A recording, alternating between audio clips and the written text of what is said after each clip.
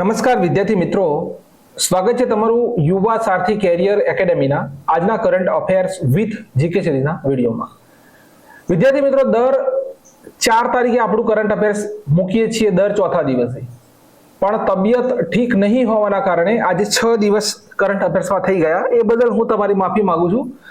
જે પણ વિદ્યાર્થી મિત્રો અમારી સાથે જોડાયેલ છે, અમારા વોટ્સએપ ગ્રુપોની અંદર જોડાયેલ છે, તેમના માટે સૌથી સારામાં સારી માહિતી બનાવીને અમે પહોંચાડીએ છીએ.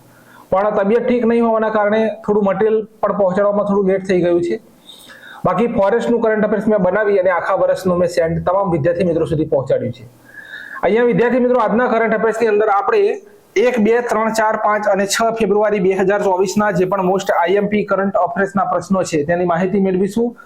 સાથે સાથે દરેક પ્રશ્ન રિલેટેડ જે પણ ડિટેલ છે આવનારી તમામ પરીક્ષાઓમાં પૂછાવા લાયક, તો તેની પણ વિસ્તૃત માહિતી મેળવીશું.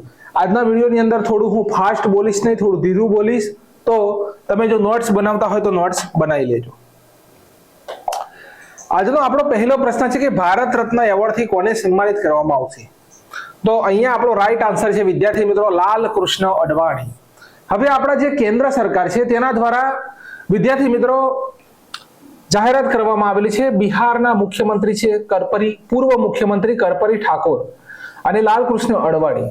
એક સાથે 1 વર્ષની અંદર 3 વ્યક્તિઓને ભારત રત્ન આપી શકાય છે. જે અહીંયા 2 નામોની જાહેરાત કરી દેવામાં આવેલી છે. લાલકૃષ્ણ અડવાણી ને ભારત રત્ન એવોર્ડથી સન્માનિત કરવામાં આવશે. બિહારના પૂર્વ મુખ્યમંત્રી કર્પરી ઠાકોરને ભારત રત્ન એવોર્ડથી સન્માનિત કરવામાં આવશે. એટલે ટોટલ 2 વ્યક્તિના નામ જાહેર થઈ ચૂક્યા છે. 1 વર્ષમાં 3 લોકોને આ એવોર્ડ આપી શકાય. લાલકૃષ્ણ અડવાણી ભારત રત્ન મેળવનાર 50મા નંબરના વ્યક્તિ બનશે. લાલકૃષ્ણ અડવાણી નો જન્મ 1927માં કરાચીમાં થયો હતો. અટલ બિહારી વાજપેયીના સમયમાં ભારત દેશના ઉપપ્રધાનમંત્રી હતા અને 2015ની અંદર તેમને પદ્મ વિભૂષણ મળેલો છે. વાત થઈ રહી છે લાલકૃષ્ણ અડવાણી. તો આ 2-3 મહત્વપૂર્ણ પોઈન્ટ નોટ કરી લેજો, ખાસ નોટ કરજો. 2015માં તેમને પદ્મ વિભૂષણ મળ્યો હતો. 2024ની અંદર ભારત રત્ન એવોર્ડ માટે તેમને નોમિનેટ કરવામાં આવ્યા છે. અહીંયા ભારત રત્ન એવોર્ડની જો આપણે વાત કરીએ, શરૂઆત તેની થયેલી છે 1954ની અંદર.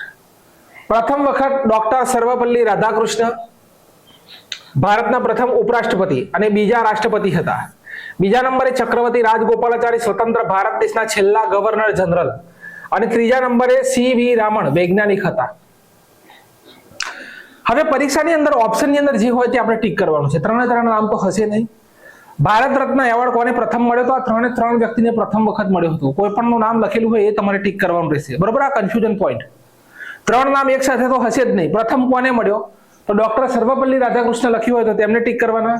રાજગોપાલાચારી અને સીવી રમણ, 3 નામ તો એક સાથે હોતા જ નથી, બરોબર? આ 3 વ્યક્તિઓને પ્રથમ વખત મળ્યો હતો. ત્યાર પછી 2019માં 3 લોકોને ભારત રત્ન મળ્યો. એક છે પ્રણવ મુખર્જી, બીજા નંબરે છે નાનાજી દેશમુખ અને ત્રીજા નંબરે છે ભૂપેન હજારિકા. આ ભૂપેન હજારિકા 9.5 કિલોમીટર લાંબો બ્રિજ આવેલો છે તેમના નામ ઉપર, બરોબર? તેને ઢોલા સાદિયા બ્રિજ કહેવાય છે. કયો બ્રિજ? તો ઢોલા સાદિયા બ્રિજ કહેવામાં આવે છે. આ લોહિત નદી ઉપર આવેલ છે, બરોબર? આ લોહિત નદી ઉપર આવેલ છે આ બ્રિજ, બરોબર? તેને ભૂપેન હજારિકા બ્રિજ અથવા ઢોલા સાદિયા બ્રિજ કહેવામાં આવે છે. ભારત રત્ન મેળવનાર પ્રથમ મહિલા ઇન્દિરા ગાંધી છે. પ્રથમ ભારત રત્ન એવોર્ડ મેળવનાર મહિલા. ભારત રત્ન મેળવનાર એકમાત્ર ખેલાડી કોણ છે? તો ભાઈ સચિન તેંડુલકર છે, જેમને મળ્યો છે. ભારત રત્ન મેળવનાર પ્રથમ વિદેશી કોણ છે? તો ખાન અબ્દુલ ગફાર ખાન છે. અને બીજા નંબરે સાઉથ આફ્રિકાના પૂર્વ રાષ્ટ્રપતિ નેલ્સન મંડેલા છે. આ 2 વ્યક્તિ એવા છે કે જેમને ભારતીય નથી અને તેમને ભારત રત્ન મળેલ છે. બીજો પ્રશ્ન છે કે રક્ષા મંત્રી રાજનાથ સિંહ દ્વારા આઈએનએસ સંધ્યાક જહાજને કઈ જગ્યાએથી કમિશન કરવામાં આવ્યું? અહીંયા વિદ્યાર્થી મિત્રો ઓપ્શન જુઓ છો, મુંબઈ, વિશાખાપટ્ટનમ, બેંગલુરુ અને સાઉદી અરબ. તો આપણો રાઈટ આન્સર શું આવશે કે વિશાખાપટ્ટનમ. એટલે કે આંધ્રપ્રદેશના વિશાખાપટ્ટનમથી સમુદ્ર ઉપર નજર રાખનાર ભારતનું સૌથી મોટું જહાજ આઈએનએસ સંધ્યાક, અહીંયા ઇમેજમાં જોઈ શકો છો, તેને કમિશન કરવામાં આવ્યું. આ જહાજની રેન્જ 11,000 કિલોમીટર છે. કેટલી? 11,000 કિલોમીટર. તે બંદરો અને સમુદ્રના કિનારાઓની નજર રાખશે, બરોબર? રાખશે. આ જહાજમાં બોફોર્સ ઘન લગાવવામાં આવેલ છે. કઈ ઘન ભાઈ લગાડવામાં આવેલ છે? તો બોફોર્સ નામની ઘન લગાડવામાં આવેલ છે. આ જહાજનું જૂનું વર્ઝન જે હતું તો 1981 થી 2021 સુધી ઇન્ડિયન નેવીનો ભાગ હતું, જેને 4 જૂન 2021 રિટાયર્ડ કરવામાં આવ્યું. તો આ નવું વર્ઝન છે આઈએનએસ સંધ્યા, બરોબર. તેની વિદ્યાર્થી મિત્રો સેટેલાઇટ બેઝ પોઝિશનિંગ સિસ્ટમ લગાડવામાં આવેલી છે. તેની સ્પીડ 30 કિલોમીટર પ્રતિ કલાક છે સમુદ્રની અંદર. વજન છે તેનું 3400 ટન.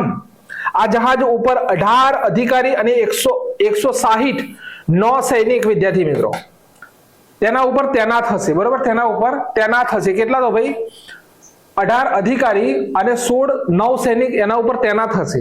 તેની લંબાઈ કેટલી છે તો 2821 ફૂટ છે. તો વાત થઈ રહી છે આઈએનએસ સંધ્યા. લોન્ચ કરવામાં આવ્યું છે આપણા ભારત દેશના રક્ષા મંત્રી રાજનાથ સિંહ દ્વારા. આંધ્રપ્રદેશના વિશાખાપટ્ટનમ થી લોન્ચ કરવામાં આવેલું છે. હવે આગળનો પ્રશ્ન છે કે હાલમાં યુપીઆઈ એટલે કે યુનિફાઈડ ઇન્ટરફેસ સેવા શરૂ કરનાર પ્રથમ યુરોપીય દેશ કયો બન્યો? તો અહીંયા ઓપ્શન વિદ્યાર્થી મિત્રો તમે જોઈ શકો છો કે જર્મની છે, ફ્રાન્સ છે, બેલ્જિયમ છે અથવા ઇટાલી છે. અહીંયા ઇમેજ ઉપરથી આપણને ખબર પડે કે ઇમેન્યુઅલ મેક્રોન, બરાબર, 26મી જાન્યુઆરીએ આપણા ભારત દેશના મુખ્ય અતિથિ હતા. માટે આ ફોટો અહીંયા તમે જોઈ શકો છો અને રાઈટ આન્સર આવશે ફ્રાન્સ. તો ફ્રાન્સ દેશની યુપીઆઈ, બરોબર, ભારત દેશની યુપીઆઈ ને હવે ફ્રાન્સ દેશે લોન્ચ કરી છે. ભારત દેશની NPCI national payment corporation India અને ફ્રાન્સ દેશની લાયરા કનેક્ટ એકબીજા સાથે કરાર કર્યો છે. આ પોઈન્ટને નોંધ કરવાનો. એનપીસીઆઈ દ્વારા બનાવવામાં આવેલ યુપીઆઈ ને 2016 માં લોન્ચ કરવામાં આવી હતી. યુપીઆઈ ને સ્વીકારનાર ભારત દેશની બહાર પ્રથમ દેશ કયો છે તો ભાઈ નેપાળ છે. યુપીઆઈ લાઇટ ફ્યુચર લોન્ચ કરનાર પ્રથમ પેટીએમ પેમેન્ટ બેંક છે, હવે જે બંધ થવા જઈ રહ્યું છે. યુપીઆઈ ને સપોર્ટ કરનાર ભારતની પ્રથમ એપ્લિકેશન તો મોબીક્વિક છે. ફ્રાન્સની કેપિટલ વાત કરીએ, ફ્રાન્સની વાત થઈ રહી છે તો તેની કેપિટલ છે પેરિસ. કરન્સી છે યુરો. પ્રેસિડેન્ટ છે ઇમેન્યુઅલ મેક્રોન રાષ્ટ્રપતિ અને પ્રધાનમંત્રી છે ગેબ્રિયલ અટલ. 2024 ના સમર ઓલિમ્પિક ફ્રાન્સ દેશની અંદર આયોજિત થવાના છે.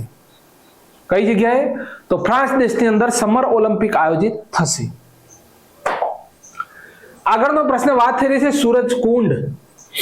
તો સૂરજકુંડ શિલ્પ મેળાનું આયોજન કઈ જગ્યાએ કરવામાં આવ્યું? તો અહીંયા વિદ્યાર્થી મિત્રો આપણો રાઈટ આન્સર શું આવશે તો હરિયાણાની અંદર. કઈ જગ્યાએ? હરિયાણા. તો હરિયાણાના ફરીદાબાદમાં સૂરજકુંડ શિલ્પ મેળાનું આયોજન થયું. ભારત દેશના રાષ્ટ્રપતિ શ્રી દ્વારા આ મેળાનું ઉદ્ઘાટન કરવામાં આવ્યું, એટલે કે દ્રૌપદી મુર્મુ દ્વારા આ મેળાનું ઉદ્ઘાટન કરવામાં આવ્યું. હવે અહીંયા છે કે 37મો આંતરરાષ્ટ્રીય સૂરજકુંડ મેળો જે અત્યારે આયોજિત થયો છે, 37મા નંબરનું સંસ્કરણ.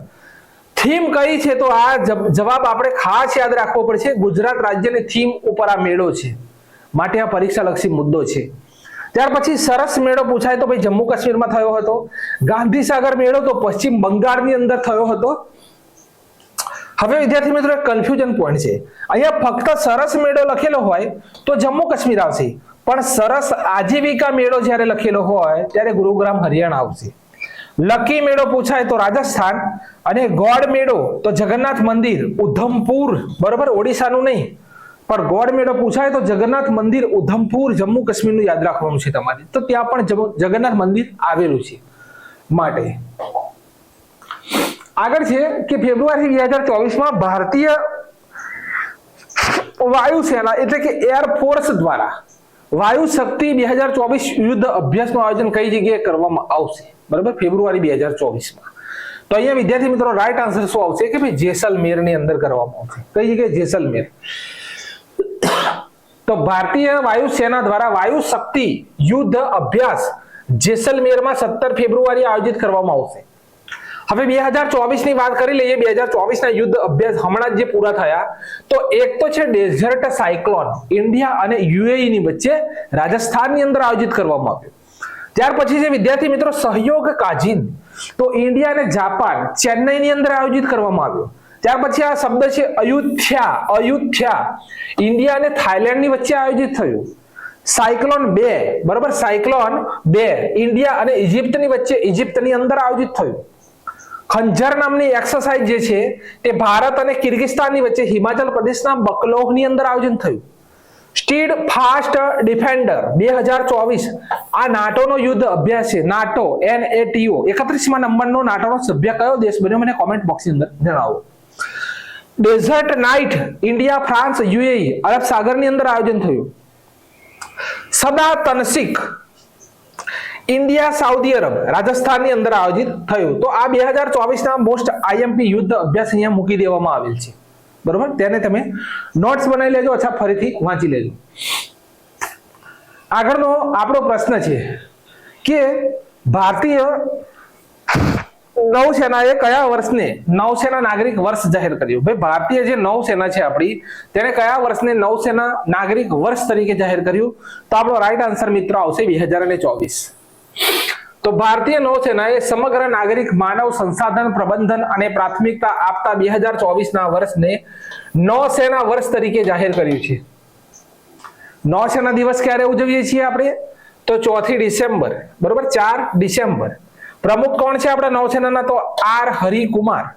યુનાઇટેડ નેશન્સે 2024 ના વર્ષને ઊંટોનું, બરોબર, ઊંટોનું વર્ષ જાહેર કર્યું છે. અને 2023 ના વર્ષને આંતરરાષ્ટ્રીય મિલેટ એટલે કે બાજરાનું વર્ષ જાહેર કરવામાં આવ્યું હતું. આ બે મુદ્દા મહત્વપૂર્ણ પરીક્ષા લક્ષી છે, તેને તમે નોંધ કરી લેજો. આગળનો મુદ્દો કે 2024 પેરિસ ઓલિમ્પિક જે થવાનો છે તેમાં મશાલ વાહક તરીકે કયા ભારતીયની પસંદગી થઈ છે? તો તમે ઇમેજ જોઈ શકો છો, જેનું નામ છે અભિનવ બિંદ્રા. તો અહીંયા રાઈટ આન્સર આવશે બી, અભિનવ બિંદ્રા. તો અભિનવ બિંદ્રા 2024 પેરિસ ઓલિમ્પિકના મશાલ વાહક હશે. અભિનવ બિંદ્રાનો સંબંધ શૂટિંગની રમત સાથે છે. પેરિસ ઓલિમ્પિકમાં 4 નવી રમત જોડવામાં આવેલી છે, આ ખાસ નોંધ કરવાનું છે.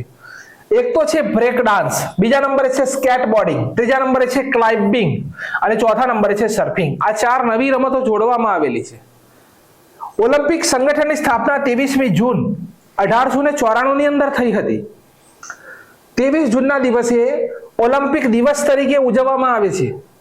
ત્યારબાદ મુખ્ય મથક આવેલું છે લ્યુસાન, સ્વિટ્ઝરલેન્ડની અંદર અને અધ્યક્ષ છે Thomas Bach. International Olympic Committee. Clear છે આખો મુદ્દો? વધીએ આગળ. હવે વિદ્યાર્થી મિત્રો, પ્રથમ ફેડરેશન ઇન્ટરનેશનલ હોકી 5S શબ્દનો પ્રયોગ થયેલો છે. પુરુષ વિશ્વ કપ કોણે જીત્યો? તો અહીંયા આપણો રાઈટ આન્સર આવશે વિદ્યાર્થી મિત્રો નેધરલેન્ડ. શું આવશે? નેધરલેન્ડ. તો 5મી 5S મેન્સ હોકી વિશ્વકપનું આયોજનના પ્રથમ સંસ્કરણ નેધરલેન્ડે જીત્યું છે. ભાઈ, 5S મેન્સ હોકી વિશ્વકપનું પ્રથમ સંસ્કરણ છે જેને નેધરલેન્ડે જીત્યું. આયોજન થયેલું છે ઓમાનની કેપિટલ મસ્કટમાં. હવે વિદ્યાર્થી મિત્રો, FIH 2023 ના બેસ્ટ પ્લેયર કોને ગણવામાં આવ્યા છે? તો હાર્દિક સિંહ. એશિયન ગેમ્સમાં મેન્સ હોકી ટીમે ગોલ્ડ મેડલ જીત્યો હતો. નોંધ કરજો. ભારતનું સૌથી મોટું હોકી સ્ટેડિયમ તો ઓરિસ્સાની અંદર બિરસા મુંડા હોકી સ્ટેડિયમ, પણ બિરસા મુંડા એરપોર્ટ પૂછાય તો આ રાંચી, ઝારખંડની અંદર આવેલ છે. બેસ્ટ ગોલકીપર એવોર્ડ તો સવિતા પુનિયાને મળ્યો હતો. આ હોકી રિલેટેડ મહત્વપૂર્ણ મુદ્દા પણ અહીંયા મેં આવરી લીધા છે, તેને તમે નોંધ કરી લેજો. હવે વિશ્વ વેટલેન્ડ દિવસ 2023 ની થીમ શું છે? તો વેટલેન્ડ હ્યુમન વેલ બીંગ. બરોબર, વેલ બીંગ.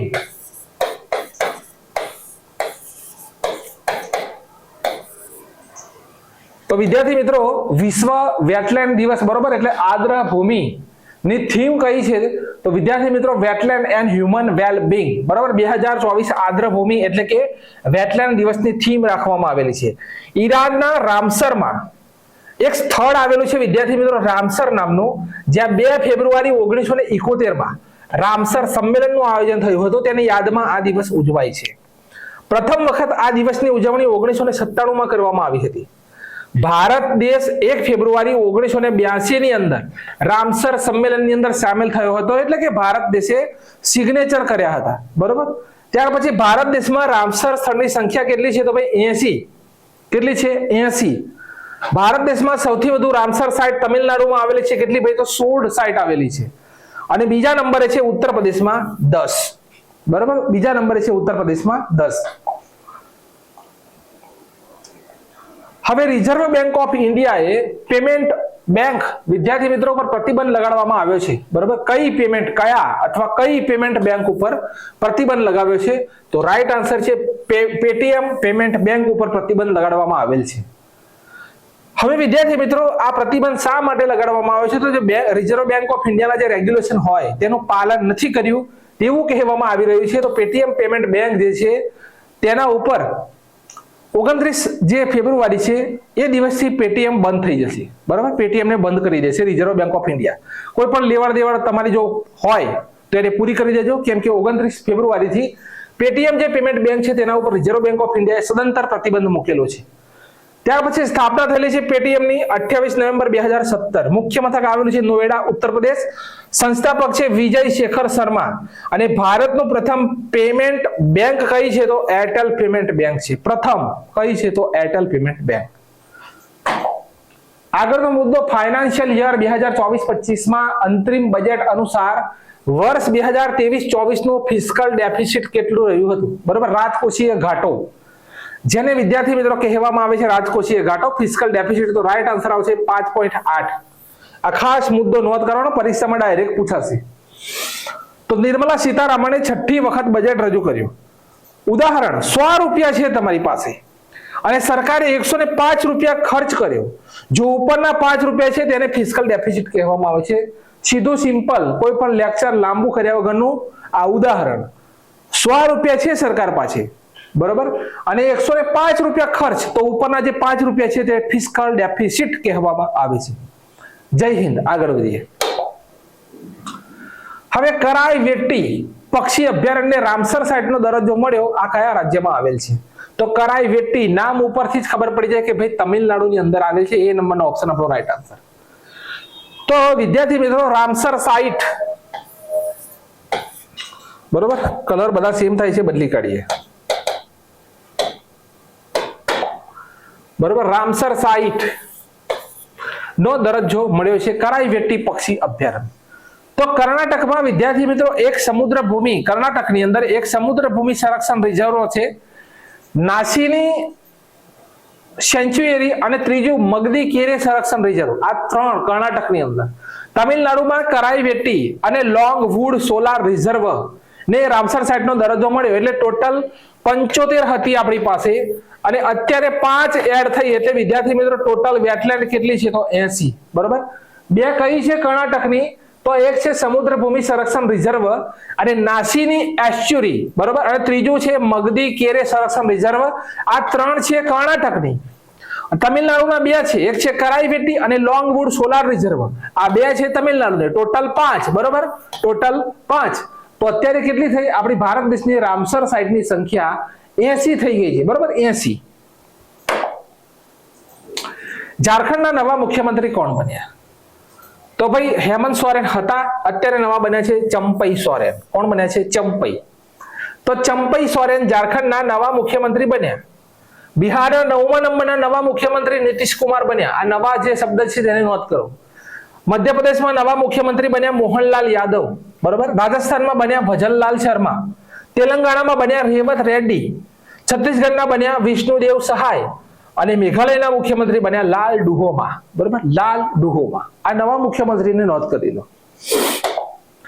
આગળ છે ખેલો ઇન્ડિયા યુથ ગેમ્સમાં પ્રથમ નંબરે કોણ છે?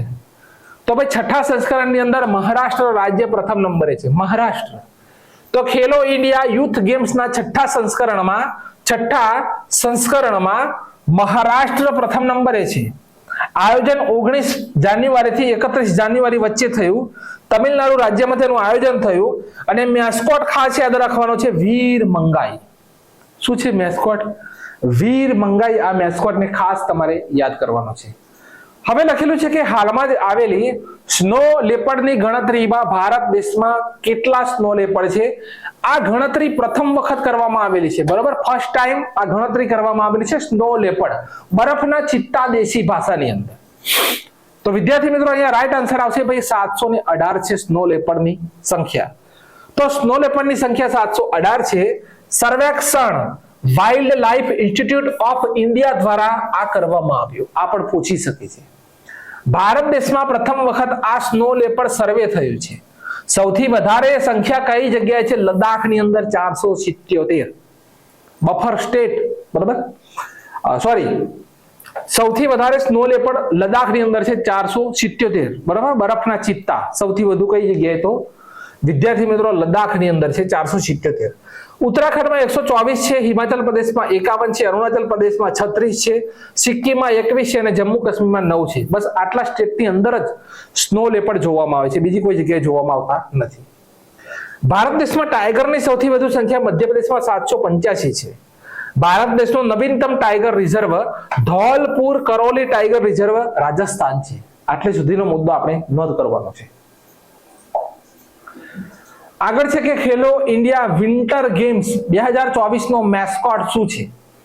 હવે ભાઈ આ જે મેસ્કોટ જે છે, આગળ પ્રશ્ન ભણ્યા તો વિદ્યાર્થી મિત્રો આ ભૂલતા નહીં. સીન એસી એટલે કે ભાઈ આ સ્નો લેપર્ડને રિપ્રેઝેન્ટ કરે છે. સ્નો જે લેપર્ડ છે તેને વિદ્યાર્થી મિત્રો રિપ્રેઝેન્ટ કરે છે, બરોબર. સ્નો લેપર્ડને રિપ્રેઝેન્ટ કરે છે સીન એસી. જેમ વિદ્યાર્થી મિત્રો બારાસિંગાને રિપ્રેઝેન્ટ કરતો હતો ઉત્તર પ્રદેશની અંદર જે મેસ્કોટ હતો તે, બરોબર. તો અહીંયા સ્નો લેપર્ડને રિપ્રેઝેન્ટ કરે છે. ચોથા નંબરનું સંસ્કરણ જમ્મુ કાશ્મીરમાં આયોજિત થશે જેનો મેસ્કોટ છે સીન એસી, જે સ્નો લેપર્ડને રિપ્રેઝેન્ટ કરે છે. ફીફા વિશ્વકપ 2022 ના 22મા સંસ્કરણનો મેસ્કોટ. હવે અહીંયા વિદ્યાર્થી મિત્રો આ મેસ્કોટ જેટલા પણ છે તેને નોંધ કરજો. યુપીએસસી લેવલ સુધીના મેસ્કોટ અહીંયા વિદ્યાર્થી મિત્રો પરીક્ષામાં પૂછાયેલા છે, બરોબર. યુપીએસસી માં પૂછાયા, જીપીએસસી ક્લાસ 1-2 ની જે પરીક્ષાઓ લેવાય તેની અંદર મેસ્કોટનો એક પ્રશ્ન પૂછાયો છે. તો ફીફા વિશ્વકપ 2022 નું 22મું સંસ્કરણ જેમાં મેસ્કોટ હતો લાઈબ. International Cricket Council World Cup 2023 નો મેસ્કોટ હતો Crictoverse. Women's Asian Championship Trophy 2023 નો મેસ્કોટ હતો Juhi. Men's Asian Hockey Championship Trophy 2023 નો મેસ્કોટ હતો Bomman. Khelo India University Games 2022 નો મેસ્કોટ હતો ભાઈ જીતુ, જે બારાસિંગાને રિપ્રેઝેન્ટ કરે છે. ખેલો ઇન્ડિયા યુથ ગેમ્સ 2022 નો મેસ્કોટ હતો આશા.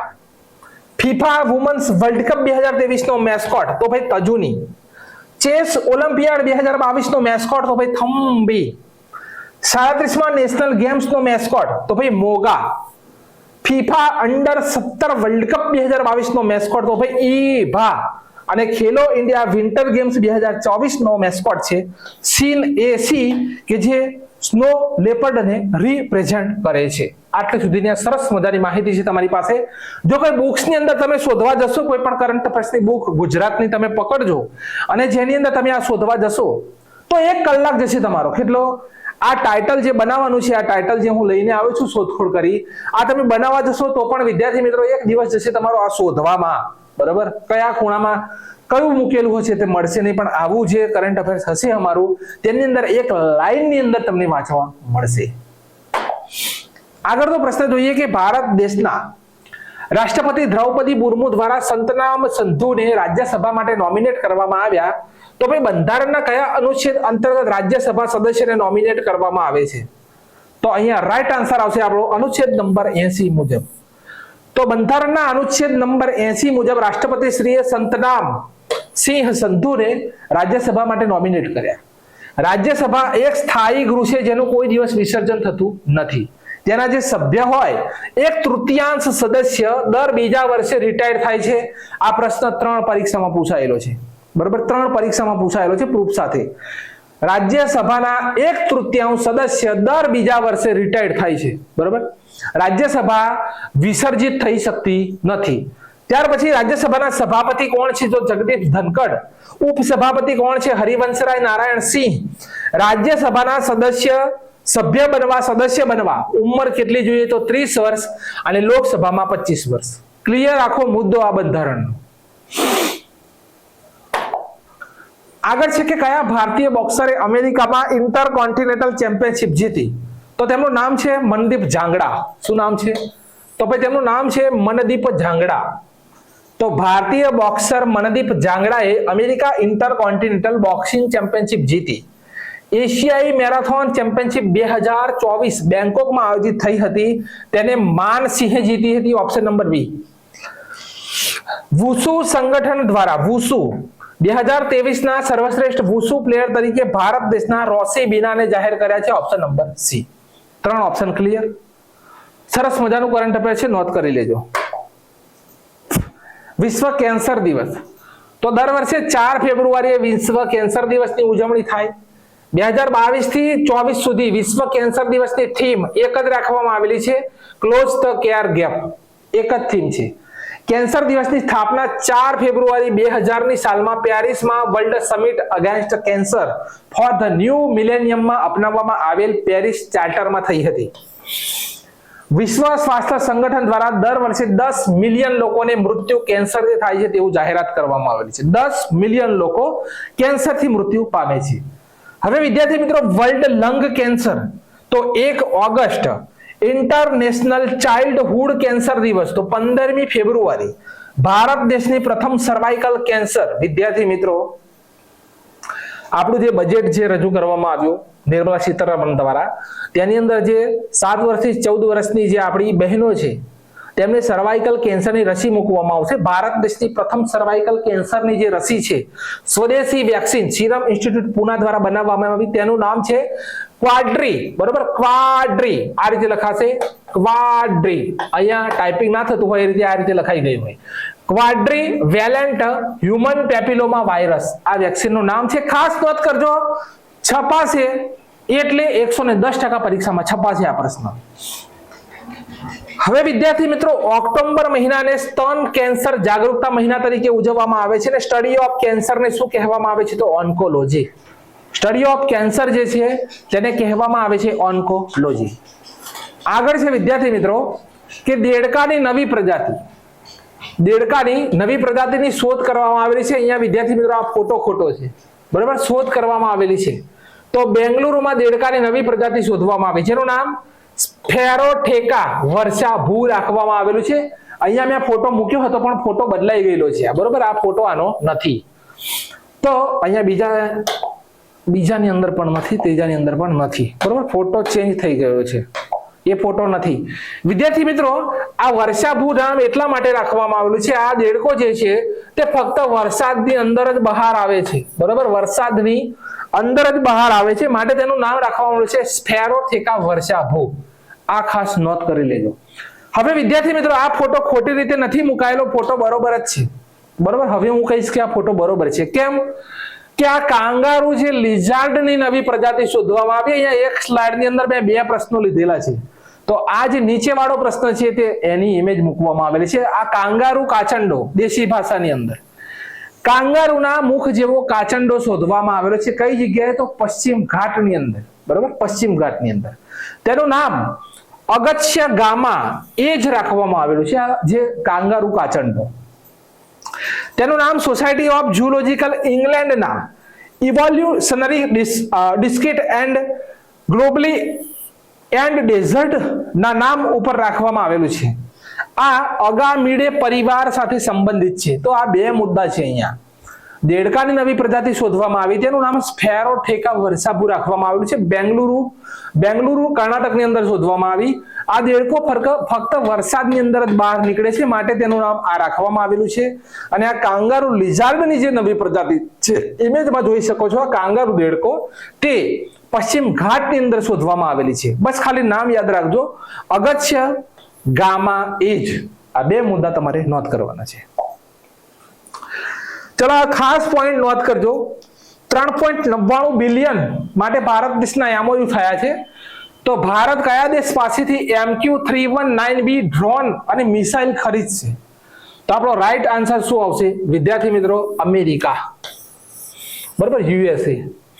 તો ભારત દેશ $4 અરબ માં 31 MQ ડ્રોન અને હેલ્થ ફાયર મિસાઇલ તેમજ લેઝર નિર્દેશિત બોમ્બ ખરીદશે. MQ-9B ડ્રોન તો એક માનવ રહિત હવાઈ વ્હીકલ છે. કોઈ પણ રૂકાવટ વગર 35 કલાક હવામાં તે ઉડી શકે છે, બરોબર, હવામાં તે ઉડી શકે છે. 1900 કિલોમીટર સુધી નજર રાખી શકે છે આ ડ્રોન. 1 કલાકમાં 480 કિલોમીટર સફર કરી શકે છે. અને આ ડ્રોન થી 4 મિસાઇલને એક સાથે છોડી શકાય છે. તો અહીંયા રાઈટ આન્સર છે MQ-319B ડ્રોન, બરોબર, કરાર થયો અમેરિકા સાથે. હવે છે કે 1 ફેબ્રુઆરી એટલે વેણુભાઈ પુરોહિતનો જન્મદિવસ. તો જન્મ થયેલો છે 1 ફેબ્રુઆરી 1916 ખંભાળિયા. ઉપનામ છે તેમનું અખા ભગત અને સંત ખુરશીદાસ. ઉમાશંકર જોશી તેમને બંદો બદામી કહેતા. કાવ્ય સંગ્રહ છે તેમના સિંજારાવ, ગુલજારે શાયરી, બરોબર, આચમન, સહવાસ, બાલમુકુંદ દવે સાથે સંયુક્ત કાવ્ય સંગ્રહ છે વિદ્યાર્થી મિત્રો સહવાસ. તેમના વાર્તા સંગ્રહ છે અંતરના દીવા અને વાંસનું વન, બરોબર, વાંસનો વન. ગુજરાતી ચલચિત્ર જે કંકુ છે તેના બધા ગીતો તેમણે લખ્યા છે. તેમનો વિસામો અને કાવડિયો જે ભજન છે તે ગાંધીજીને ખૂબ જ ગમતા હતા. તારો આંખનો અફીણી, તારા બોલનો બંધાણી, તારા રૂપની પૂનમનો પાગલ એકનો. આ રચના કોની છે? તો વેણીભાઈ પુરોહિત, બરોબર. તેમનું અવસાન 3 જાન્યુઆરી 1980 મુંબઈની અંદર થયું. 1 ફેબ્રુઆરી ઇન્ડિયન કોસ્ટગાર્ડ દિવસ. તો ભારતીય કોસ્ટગાર્ડની સ્થાપના 18 ઓગસ્ટ 1978 માં વિશાળ દરિયાની સરહદની સુરક્ષા માટે થઈ હતી. આદર્શ વાક્ય વયમ રક્ષામ, મુખ્ય મથક નવી દિલ્હી. ભારતીય આર્મી દિવસ 15 જાન્યુઆરી, વાયુસેના દિવસ 8 ઓક્ટોબર અને નૌસેના દિવસ 4 ડિસેમ્બર. 1933 માં પ્રથમ વખત વિશ્વ કેન્સર દિવસ ઉજવવામાં આવ્યો હતો. આ પોઈન્ટને નોટ કરજો. 1933 ની અંદર વિશ્વની અંદર પ્રથમ વખત કેન્સર દિવસ ક્યારે ઉજવવામાં આવ્યો હતો? તો 1933 ની અંદર આ પોઈન્ટ કેન્સર દિવસનો છે, પણ આ સ્લાઇડની અંદર ઇન્ક્લુડ થઈ ગયો છે. આગળ છે વિદ્યાર્થી મિત્રો ટોમટોમ. ટ્રાફિક ઇન્ડેક્સ રેન્કિંગ 2024 અનુસાર દુનિયાનું સૌથી ટ્રાફિક જામ શહેર કયું છે? તો આ જગ્યા ઉપર આપણો રાઈટ આન્સર આવશે યુનાઇટેડ કિંગડમ, બરાબર. આ જગ્યાએ રાઈટ આન્સર આવશે યુનાઇટેડ કિંગડમ. બીજા નંબરે આયર્લેન્ડનું ડબલિંગ સિટી છે અને ત્રીજા નંબરે છે ટોરેન્ટો. ભારત દેશનું બેંગલુરુ કર્ણાટકમાં સૌથી વધુ ટ્રાફિક છે. ટોમટોમ ટ્રાફિક ઇન્ડેક્સ મુજબ ભારતનું કયું શહેર સૌથી વધુ ટ્રાફિક ધરાવે છે? તો બેંગલુરુ કર્ણાટક. ભારત દેશમાં પ્રથમ વખત કઈ પ્રયોગશાળામાં માછલીનું માંસ વિકસિત કરવામાં આવશે?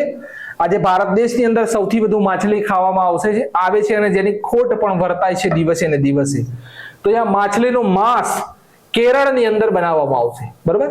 તો કેરળમાં આવેલ Central Marine Fisheries Research Institute લેબોરેટરીમાં માછલીનું માંસ વિકસિત કરવામાં આવશે. કોચીમાં Indian Institute of Science Research એટલે કે ભારતીય મસાલા અનુસંધાન સંસ્થા દ્વારા કાળા મરચાની નવી પ્રજાતિ બનાવવામાં આવી, વિકસિત કરવામાં આવી. મધ્ય ભારતની પહેલી કેન્દ્રીય ઔષધિ પરીક્ષણ પ્રયોગશાળાનું ઉદ્ઘાટન વિદ્યાર્થી મિત્રો બેંગલુરુમાં થયું, બરોબર. બેંગલુરુ આ ચેકી નાખજો. ઇન્દોર આવશે. ઇન્દોર ભારતની પહેલી રાજ્ય વન્યજીવ ડીએનએ પરીક્ષણ પ્રયોગશાળાનું ઉદ્ઘાટન નાગપુરની અંદર થયું. અને પૃથ્વીના ઊંડાણમાં લેબ બનાવનાર વિશ્વનો પ્રથમ દેશ છે ચીન. 4000 ફૂટની નીચે જમીનની અંદર લેબ બનાવનાર વિશ્વનો પ્રથમ દેશ કયો છે? તો ચામચાઓ, ચીન. આગળ તો સરસ મજાનું આ જોડકું જોડવાનું છે વિદ્યાર્થી મિત્રો. ચલો તમારી પાસે 10 સેકન્ડ છે, 10 અથવા 20 સેકન્ડ આ જોડકું જોડો. વિડીયો જોતા હોય તો ફટાફટ પહેલી કોમેન્ટ જેની આવશે એનું સમજી જઈશ કે ભાઈ આ ભાઈએ બરોબર જોડકું જોડી દીધું છે અથવા બેને બરોબર જોડકું જોડી દીધું છે, બરોબર. ચલો તમારી પાસે સમય છે, ફટાફટ કોમેન્ટ બોક્સની અંદર જણાવો વિદ્યાર્થી મિત્રો કે આ જોડકાનો રાઈટ આન્સર શું આવશે. સ્પેશિયલ તમારા માટે આજના વિડીયોની અંદર આ રિવિઝન છે, બરોબર. જોડકા જુઓ. પિસિકલ્ચર, વિટીકલ્ચર, વર્મિકલ્ચર, સેરીકલ્ચર, ઓલેરીકલ્ચર, હોર્ટિકલ્ચર, ફ્લોરીકલ્ચર અને એપીકલ્ચર. આ જોડકું જોડવાનું છે. ચલો હવે જોડીએ. તો પિસિકલ્ચર એટલે વિદ્યાર્થી મિત્રો માછલી પાલન. વિટીકલ્ચર એટલે દ્રાક્ષની ખેતી. વર્મિકલ્ચર તો વિદ્યાર્થી મિત્રો વર્મિકલ્ચર એટલે અળસિયાની ખેતી. સેરીકલ્ચર એટલે કે રેશમ કીટ પાલન, બરોબર. ત્યારબાદ ઓલેરીકલ્ચર લખેલું છે, બરોબર. ઓલેરીકલ્ચર તો એ શાકભાજીની ખેતી જ આવશે. અને હોર્ટિકલ્ચર એટલે બાગાયતી ખેતી. એ બરોબર જ જોડાયેલ છે બે, બરોબર. ફ્લોરીકલ્ચર એટલે વિદ્યાર્થી મિત્રો ફૂલની ખેતી. અને એપીકલ્ચર એટલે કે મધુમાખીની ખેતી, બરોબર. તો આ રીતે જોડકું જોડાશે. રાઈટ આન્સર તમારો કયો બને છે? સી નંબરનો ઓપ્શન આપણો રાઈટ આન્સર છે, બરોબર. BADCEFHG આ જોડકાનો સાચો જવાબ છે. તો જે પણ વિદ્યાર્થી મિત્રોએ સાચો જવાબ આપ્યો હોય થેન્ક યુ વેરી મચ. આગળ વધીએ. વિશ્વ વેટલેન્ડ દિવસ 2023 નું આંતરરાષ્ટ્રીય સંમેલન ક્યાં આયોજિત થયું? તો આનો રાઈટ આન્સર વિદ્યાર્થી મિત્રો રાઈટ આન્સર આવશે ઇન્દોરની અંદર થયું. ભાઈ 17મું જે પ્રવાસી ભારતીય હતું તે નીચે લખેલું છે એટલે મારે લખવાની જરૂર નથી. તો ઇન્દોરમાં વિશ્વ વેટલેન્ડ દિવસ 2024 નું આંતરરાષ્ટ્રીય સંમેલન આયોજિત થયું. વેટલેન્ડ માટેનું પ્રથમ સંમેલન ઈરાનના રામસરમાં આયોજિત થયું હતું. ડિજિટલ એડ્રેસિંગ સિસ્ટમ લાગુ કરનાર ભારતનું પ્રથમ શહેર ઇન્દોર છે. બરાબર, અહીંયા આપણો પ્રશ્ન પૂરો. બરાબર, આ જગ્યા ઉપર આપણો પ્રશ્ન પૂરો વિદ્યાર્થી મિત્રો. પણ અહીંયાથી ખરી શરૂઆત થાય છે. ભારતનું પ્રથમ અને વિશ્વનું બીજું ઇન્ફેન્ટ્રી મ્યુઝિયમ તો ઇન્દોર. 17મું પ્રવાસી ભારતીય સંમેલન જે છે તે ઇન્દોરમાં આયોજિત થયું હતું. એશિયાનો સૌથી મોટો સીએનજી પ્લાન્ટ ઇન્દોરમાં સ્થાપિત થયો. લતા મંગેશકર સંગીત એકેડેમી અને સંગ્રહાલય તો ઇન્દોરની અંદર. ગ્રીન બોન્ડ રજૂ કરનાર દેશનું બીજું શહેર તો ઇન્દોર. પ્રથમ કયું હતું વિદ્યાર્થી મિત્રો? તો ગાઝિયાબાદ, ઉત્તર પ્રદેશ. ક્લિયર છે આખો મુદ્દો? ક્લિયર? આગળ હવે છે કે ભારતનો ફરી ડંકો વાગ્યો. શંકર મહાદેવન, ઝાકિર હુસેન સહિત 4 સંગીતકારોને મળ્યો ગ્રેમી એવોર્ડ. આનો વિદ્યાર્થી મિત્રો પ્રશ્ન આગળ મેં બનાવેલો છે એટલે આપણે અહીંયા વાંચવું નથી, આપણે આગળ હાલીએ. ચલો, અહીંયા લખેલું છે કે ભારત દેશના કયા આલ્બમ એ ગ્રેમી એવોર્ડ 2024 જીત્યો? તો અહીંયા વિદ્યાર્થી મિત્રો આપણો રાઈટ આન્સર શું આવશે? This moment. તો ગ્રેમી એવોર્ડના 66મા નંબરના સંસ્કરણમાં ભારતીય ફિલ્મ આલ્બમ ધીસ મોમેન્ટ એ ગ્રેમી એવોર્ડ જીતેલ છે. હવે વિદ્યાર્થી મિત્રો 4 વ્યક્તિઓના નામ છે. બરોબર, 4 વ્યક્તિઓના નામ છે જે શક્તિ બેન્ડ ગ્રુપ સાથે જોડાયેલા છે. શક્તિ બેન્ડ ગ્રુપ સાથે જોડાયેલા છે. 4 વ્યક્તિઓ કોણ છે?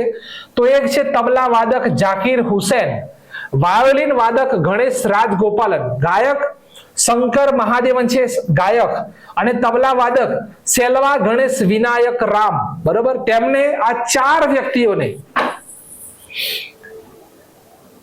ગ્રેમી એવોર્ડ આપવામાં આવેલો છે. આ 4 વ્યક્તિના નામ નોંધ કરી લેજો. 2022માં રિકી કેજને ગ્રેમી એવોર્ડ મળ્યો હતો. ભારતીય વ્યક્તિ. પ્રથમ વખત ગ્રેમી એવોર્ડનું આયોજન 4 મે 1959 ની અંદર થયું હતું. પ્રથમ ભારતીય પંડિત રવિશંકર સિતાર વાદક 1968માં તેમને ગ્રેમી એવોર્ડ મળ્યો હતો. બરોબર, આ એવોર્ડ તેમને 5 વખત મળેલ છે. બરોબર, પંડિત રવિશંકરને. 2013માં તેમને ગ્રેમી તરફથી લાઈફ ટાઈમ અચીવમેન્ટ એવોર્ડ મળ્યો હતો. ગ્રેમી એવોર્ડ મેળવનાર પ્રથમ ભારતીય મહિલા તન્વી શાહ છે. ક્લિયર છે? ગ્રેમી એવોર્ડ ભણીએ આ રીતે. બરોબર, જે અત્યારે જે છે 4 વ્યક્તિના નામ નોંધ કરી લો, અને બીજું પણ વિદ્યાર્થી મિત્રો તેના સુપડા સાફ. બરોબર, આગળ છે કે ઉત્તરાખંડ હાઈકોર્ટના પ્રથમ મહિલા ચીફ જસ્ટિસ કોણ બન્યા? ઉત્તરાખંડ. તો રાઈટ આન્સર આવશે વિદ્યાર્થી મિત્રો રીતુ બાહરી. તો હાઈકોર્ટના મુખ્ય ન્યાયાધીશને શપથ ગવર્નર અપાવે છે, અને ઉત્તરાખંડ રાજ્યના પ્રથમ મહિલા ચીફ જસ્ટિસ રીતુ બાહરી બન્યા છે. અનુચ્છેદ નંબર 204 થી 231 સુધી હાઈકોર્ટનું વર્ણન બંધારણમાં છે. હાઈકોર્ટના મુખ્ય ન્યાયાધીશની નિયુક્તિ રાષ્ટ્રપતિ શ્રી દ્વારા કરવામાં આવે છે, પણ તેમને શપથ ગવર્નર અપાવે છે. હાઈકોર્ટના મુખ્ય ન્યાયાધીશને નિયુક્ત બંધારણના અનુચ્છેદ નંબર 217 માં છે. નિયુક્તિ વિશે. બરોબર, નિયુક્તિ વિશે બંધારણના અનુચ્છેદ નંબર 217 માં છે. હાઈકોર્ટ 226 નંબરના અનુચ્છેદનો ઉપયોગ કરી અને રીટ બહાર પાડે છે, જ્યારે સુપ્રીમ કોર્ટ 32 નંબરના અનુચ્છેદનો ઉપયોગ કરીને રીટ બહાર પાડે છે. હાઈકોર્ટના પ્રથમ મહિલા જજ કોણ છે? તો અન્ના ચાંડી છે, કેરળ. પણ હાઈકોર્ટની પ્રથમ મહિલા મુખ્ય ન્યાયાધીશ કોણ છે? તો લીલા શેઠ, હિમાચલ પ્રદેશ. સુપ્રીમ કોર્ટના પ્રથમ મહિલા જજ કોણ છે? તો ફાતિમા બીબી. બરાબર, અને સુપ્રીમ કોર્ટના પ્રથમ મહિલા મુખ્ય ન્યાયાધીશ કોણ છે? તો હજી સુધી કોઈ બન્યા નથી. મુખ્ય ન્યાયાધીશ હજી સુધી કોઈને બનાવવામાં આવેલ નથી. આગળ છે વિદ્યાર્થી મિત્રો સ્પોર્ટ્સ જર્નાલિસ્ટ ફેડરેશન ઓફ ઇન્ડિયાએ કોને ગોલ્ડ મેડલથી સન્માનિત કર્યા? તો અહીંયા ઇમેજ જોઈ શકો છો, જેમનું નામ છે પીટી ઉષા. બરાબર, તો મિલ્ખા સિંહ અને વિદ્યાર્થી મિત્રો પીટી ઉષા બંનેને sports journalist federation of India દ્વારા ગોલ્ડ મેડલથી સન્માનિત કરવામાં આવેલ છે. બરાબર, પીટી ઉષા ભારતીય ઓલિમ્પિક સંઘના પ્રથમ મહિલા અધ્યક્ષ છે. બરાબર, પ્રથમ મહિલા અધ્યક્ષ છે પીટી ઉષા. હવે વિદ્યાર્થી મિત્રો Commonwealth attorney and solicitor general conference 2024 નું આયોજન ક્યાં થયું? તો રાઈટ આન્સર છે નવી દિલ્હીની અંદર. બરાબર, આ કોન્ફરન્સનું ઉદ્ઘાટન કોણે કર્યું? તો ભારત દેશના શ્રી નરેન્દ્રભાઈ મોદીએ કર્યું. થીમ કઈ રાખવામાં આવેલી છે કોન્ફરન્સની? તો cross border challenge in justice delivery. Bharat દેશના એટર્ની જનરલ કોણ છે આપના? તો આર વેંકટરમણ, બરોબર, આર વેંકટરમણી અથવા રમણ. ભારત દેશના સોલિસિટર જનરલ કોણ છે? તો તુષાર મહેતા. ક્લિયર આખો મુદ્દો? હવે વિદ્યાર્થી મિત્રો, અંતરિમ બજેટ 2024-25 અનુસાર ભારતીય સહાયતા પ્રાપ્ત કરનાર ટોપ દેશ કયો છે? ભાઈ, કયા દેશે ભારતીય નાણાંની સૌથી મોટી સહાયતા મેળવી છે? તો રાઈટ આન્સર આવશે ભૂતાન. કયો આવશે? ભૂતાન. પ્રશ્ન ડાયરેક્ટ છપાશે. તો ભારત દેશના આડોશી પાડોશી દેશોની મદદ કરવા માટે 6541.79 કરોડ રૂપિયા ટોટલ છે, જેમાં ભૂતાન દેશને કેટલા મળ્યા? તો 2398.97 કરોડ રૂપિયા પ્રાપ્ત થયા છે. બરોબર. આગળ છે કે ભારતના નવા સ્વાસ્થ્ય સચિવ કોણ બન્યા? તો રાઈટ આન્સર છે આવશો આપણો અપૂર્વ ચંદ્રા. કોણ બન્યા? અપૂર્વ ચંદ્રા. તો ભારત દેશના નવા સ્વાસ્થ્ય સચિવ અપૂર્વ ચંદ્રા બન્યા છે. UIDAI ના ચીફ એજ્યુકેટિવ, બરોબર, chief executive officer Amit Agarwal બન્યા. Option number B. Nitin Agarwal, તો વિદ્યાર્થી મિત્રો અમિત અગ્રવાલ, બરોબર. નીતિન અગ્રવાલની વાત કરીએ તો બોર્ડર ઓફ સિક્યોરિટી ફોર્સના નિર્દેશક બન્યા છે. જનાર્દન પ્રસાદની વાત કરો તો જીઓલોજીકલ સર્વે ઓફ ઇન્ડિયાના નિર્દેશક બન્યા. ભારત દેશના સ્વાસ્થ્ય મિનિસ્ટર માનસુખ માંડવિયા છે. કોણ છે? માનસુખ માંડવિયા.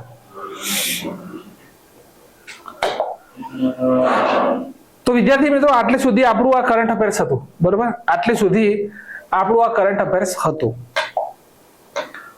જો માહિતી ગમી હોય વિડીયોની તો લાઈક અને કોમેન્ટ કરજો. ફરી મળીશું નેક્સ્ટ વિડીયોની અંદર આવી જ માહિતી સાથે. જય હિન્દ, જય ભારત.